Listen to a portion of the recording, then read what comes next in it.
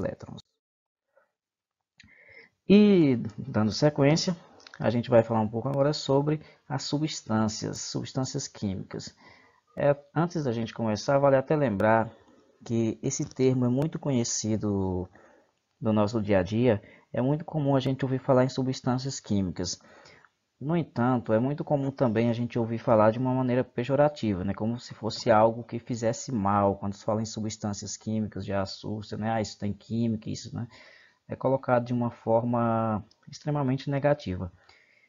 Mas quando se fala em substâncias, a gente está se referindo a tudo que nos rodeia, né? Tudo que nós fazemos uso e inclusive o que nós temos dentro do nosso próprio corpo, né? As nossas células são formadas por substâncias.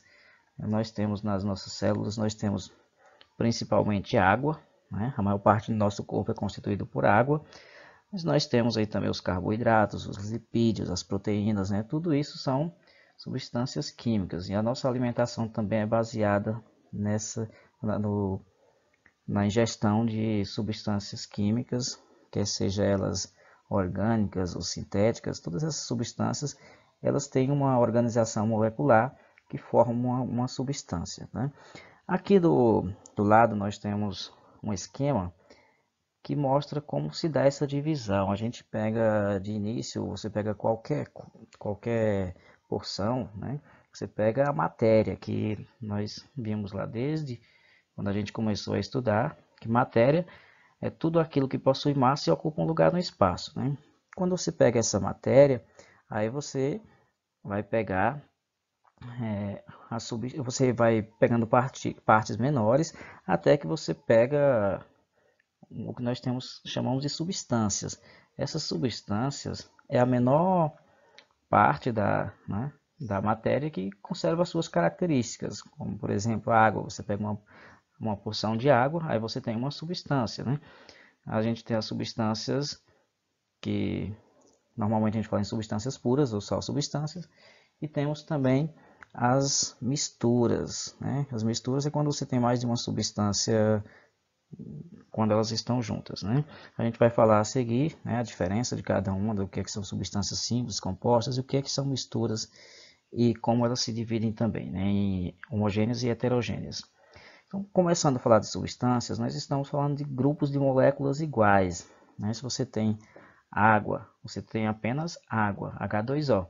Né? Então, cada molécula pode ser formada por um grupo de átomos de um mesmo elemento ou por elementos diferentes. Nós podemos ter, né, algumas substâncias que são formadas pelo mesmo elemento químico. Né? Você tem na molécula o mesmo elemento químico, né? Como por exemplo O2, o gás oxigênio, você não tem só um átomo, você tem dois. Então você tem ali uma molécula, tá?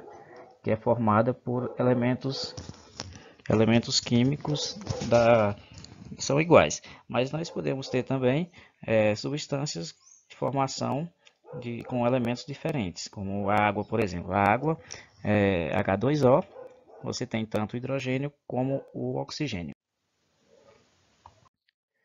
Bom, aqui a gente tem o esquema do que né, a gente falou, do que são substâncias. E essas substâncias elas podem ser tanto do tipo substâncias puras, tá?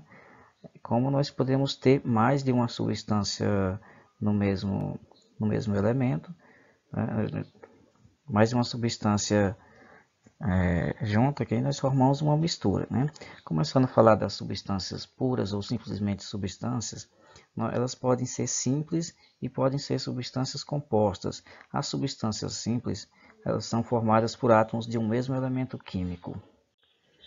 Um exemplo de substância simples, né? Nós temos aí o gás oxigênio, o gás hidrogênio, o enxofre, né? Todos eles são aglomerados de átomos na molécula, mas que têm apenas um único elemento químico. Nós não temos dois elementos ou mais na mesma molécula. Enquanto as substâncias puras compostas, elas são formadas por átomos de elementos químicos diferentes. Numa única molécula você encontra mais de um elemento químico. Vejamos como exemplo aí a água, H2O. Nós temos dois átomos de hidrogênio e um átomo de oxigênio, o cloreto de sódio, um átomo de sódio, outro de cloro. E a glicose, nós temos aí átomos de carbono, de hidrogênio e de oxigênio. São várias as substâncias que são formadas dessa forma, com átomos de elementos químicos diferentes. E as misturas, como o próprio nome já sugere, são aquelas substâncias que quando se une mais de uma delas, a gente coloca duas substâncias puras juntas, ou mais, duas ou mais substâncias puras, você forma uma mistura.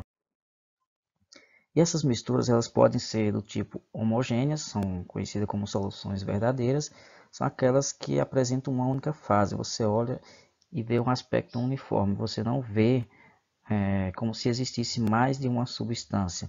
Observem a água mineral. A água mineral, embora às vezes seja confundida pelo fato de ser uma água potável, ela não é pura. Né? Para ser água pura, nós temos água destilada, água que só tem hidrogênio e oxigênio.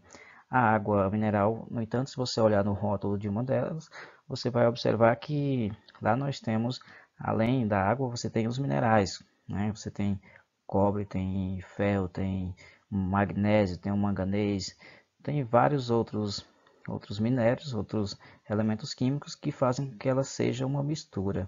Tá? Mas você não consegue perceber isso. Você observando, você vê apenas uma única fase. Né? Enquanto as misturas heterogêneas são aquelas misturas que apresentam duas ou mais fases. Aí nós temos uma mistura com a água, mas uma mistura que elas não se juntam, tá? Você tem a água e o óleo, então dá para observar que você tem aí nitidamente duas substâncias. Elas apresentam duas ou mais fases. Só em observar você vê que não tem uma única substância, enquanto no caso anterior você tem substâncias dissolvidas, mas você não consegue identificar. Aí as misturas homogêneas você vê uma única fase. No caso das heterogêneas, elas são uma mistura, mas que de certa forma elas ficam separadas uma da outra. Tá? A gente tem as duas misturas juntas ou mais, mas elas não formam uma substância homogênea, elas formam fases diferentes. Né? E um caso aqui particular, né, que existe, que é quando você tem a mesma substância, só que em estados físicos diferentes. Aqui você vê um copo com água e gelo. Tá? Isso pode deixar um pouco de dúvida de início, mas essa mas é uma mistura. Né? Você tem duas substâncias puras, você tem a água e tem o gelo, que é composto pela mesma substância, porém no estado físico diferente. Os dois são H2O, tá? Mas você observa duas fases. Isso já foi inclusive tema de questão do Enem, né? Confundiu muita gente, perguntando se isso era uma mistura ou se era uma substância pura. Então, muita gente foi pela lógica de que se são constituídos da mesma substância, então seria uma substância pura. Porém, como nós observamos duas fases, nós temos aí uma mistura, tá? Mesmo que seja composta pelos mesmos elementos químicos. E para a gente terminar de falar aqui sobre as substâncias, a gente vai falar sobre uma propriedade que alguns elementos químicos possuem de formar mais de uma substância pura e simples. Né? Um exemplo que nós temos aí na ilustração é o diamante e a grafite. Né? O diamante e a grafite eles são constituídos pelo mesmo elemento químico, que é o carbono. Só que o arranjo molecular dos dois são organizados de formas diferentes e fazem com que nós tenhamos duas substâncias diferentes. Enquanto o carbono, na forma de grafite, ele tem uma maciez, ele tem uma característica de ser um material mole, né, usado na escrita, é usado como lubrificante também, né? E na nanotecnologia ele também está sendo usado hoje como um bom condutor, enquanto o diamante ele tem um arranjo molecular que garante uma dureza. Na verdade, ele seria o material mais duro que nós temos, por isso ele é usado para cortar os demais elementos. Tá? Quando a gente fala em dureza, é no sentido de não riscar, não no sentido de não quebrar ou coisa assim. Tá? Então, qualquer que seja o elemento qualquer que seja a substância que você passar no diamante, ela vai ser riscada pelo diamante, não o contrário. O diamante não pode ser riscado por nenhuma das outras, porque ele apresenta essa dureza mais elevada do que todas as outras substâncias. E também, por algumas das suas características únicas, né, é usado como um artefato para confeccionar joias, né, em anéis, em colares, o que o torna também um material precioso e de alto valor comercial. Um outro exemplo que tem citado aí é o gás oxigênio e o gás ozônio. Tanto o oxigênio como o ozônio, eles são constituídos por uma molécula do mesmo elemento químico, que é o oxigênio, só que enquanto nós temos o gás oxigênio, que é necessário para a nossa respiração, ele é o O2, tá? E nós encontramos em grande quantidade, né? O oxigênio é necessário para a nossa respiração na forma de gás oxigênio. Já na forma de gás ozônio, né, você tem só um átomo a mais, a molécula é O3, e ele se encontra numa camada que inclusive leva o seu nome, né? Protege a gente de receber toda a radiação dos raios ultravioletas que são emitidos pelo Sol. Tá? Ele tem a sua utilidade, mas que não é de forma alguma para a gente respirar. Pelo contrário, ele é um elemento, ele é uma substância tóxica que, se você inalar, você pode se intoxicar com ele, né?